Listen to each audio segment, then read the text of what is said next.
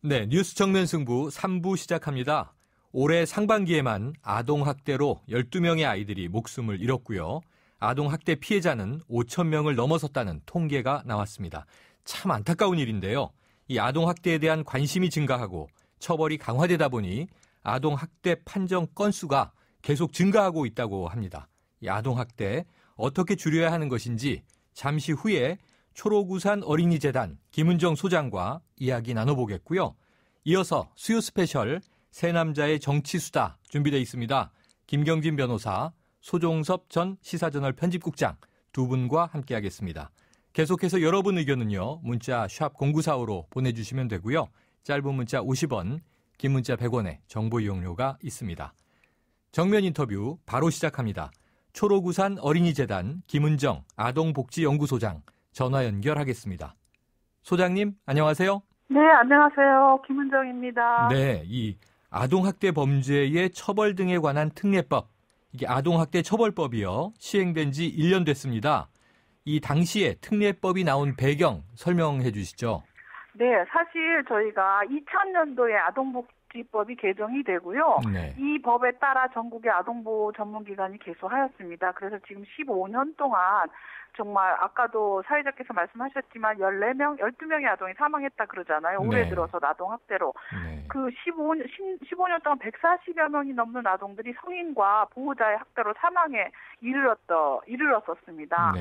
그래서 이렇게 아동들이 사망한 거에 대한 우리 아동 NGO와 또 학계 그리고 또 국회의원분들이 진상조사위원회를 꾸려가지고 정책 제도 개선에 나서게 된 거고요. 이로 인해서 이런 특례법이 이루어지게 된 것입니다. 네. 작년인가요?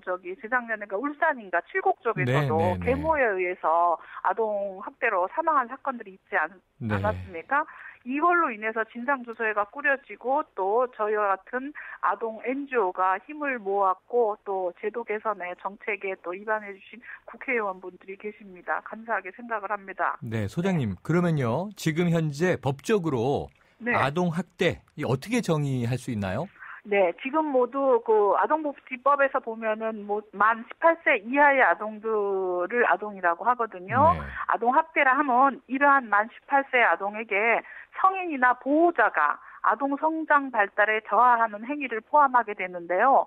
구체적으로는 이제 신체적 학대, 보통 신체적 학대로 사망에 이르게 되거든요, 많이요. 네. 그리고 또 요즘은 사춘기에 들어서 정서적인 학대, 이게 언어 폭력으로 또는 아이가 정말 성장하는데 이제 분노 조절이 안 되게끔 심한 폭력적인 말을 한다든가 네.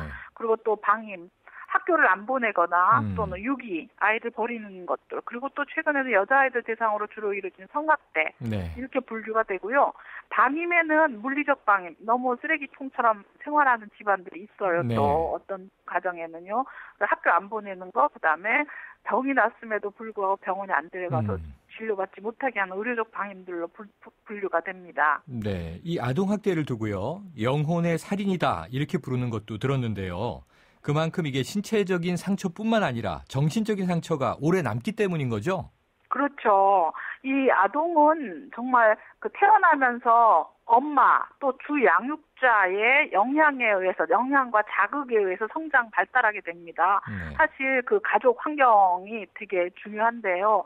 이 성장 발달 과정에서 자아 정체성을 또 갖게 되면서 성인으로 성장해 나가야 되는데 이 가정 내에서 성인들의 폭력이나 학대로 인하여 피해받은 아동들은 성인가 돼서도 사회성이나 또는 분노 조절을 잘 하지 못하게 돼서 정상적으로 사회활동을 하지 못하게 되는 경우도 많고요.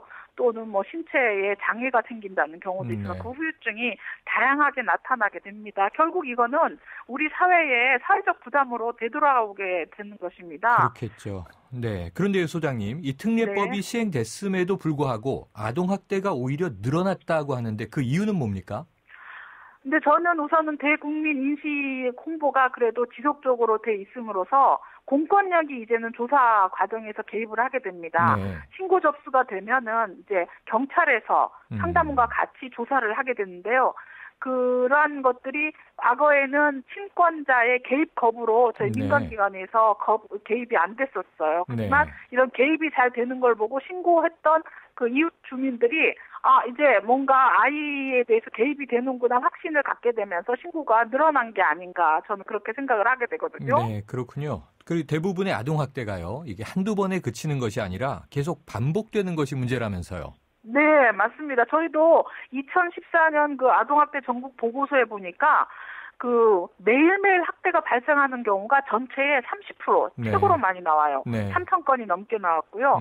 2, 3일에 한 번씩은 13% 이렇게 나와서 폭력이 근절되지 않는 한 이게 습관적으로 아이들 때리는 집안들이 있다는 거죠. 이들이 가해자의 1순위에 해당하고 있는 비율을 차지하고 있다는 점이 우리가 주시해야 될 것으로 생각을 합니다. 네, 정말 주시해야 되겠습니다. 그리고요, 네. 소장님, 또 한 가지 네. 이게 깜짝 놀랄 만한 일이 네. 우리가 주로 양부모, 아까 뭐 계모나 계부 이야기 해볼 수 있겠습니다만 사실은 친부모가 가해자인 경우가 가장 많다면서요. 네, 저희도 보면은 이게 아동학대가 발생하는 장소를 보면은 가정 내에서 발생이 되는 게 85%에 이릅니다. 네. 그리고 부모가 가해자가 되는 경우가 81%에 이르고 있거든요. 네. 이제 가정 내에서 이럴 때는 저희가 조부모들이 아이를 키울 경우도 되기 때문에 가정 내에서 일어날 때 비율이 85%가 되는데 그중에서도 부모는 81%에 이르니까 결국 아이들을 양육하고 있는 사람들은 대부분 부모이기 때문에 네.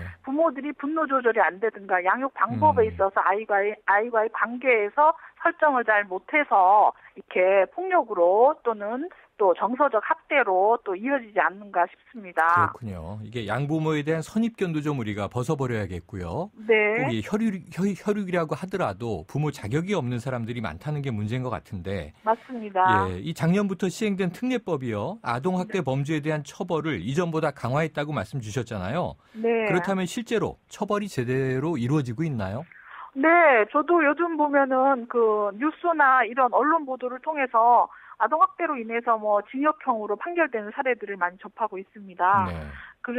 과거에는 정말 우리 민간기관이 개입하지 못하는 어려움이 있었으나 이 특례법 이후에서는 이제 공권력이 조사 현장에 동행하게 되었기 때문에 네. 친권 정지라든지 상담 위탁, 치료 위탁 등으로 이 강제적인 개입이 가능해졌습니다. 네. 그래서 이러한 응급조치도 또 하게 돼서 아이들을 많이 이제 구하게 되는 신속하게 안전하게 보호받을 수 있는 점이 달라진 점이 있고요. 네. 저는 나름대로 1년간의 성과는 계속 지켜봐야겠지만 그런대로 나름대로 효과를 보고 있다 이렇게 판단을 합니다. 네, 이 정부가요. 다음 달부터 학대받는 아동을 보호하기 위해서 친권을 정지하는 법안도 시행하고 그리고 또 이 최근에 어린이집에서 일어난 그 아동학대 많은 공분을 샀었는데요.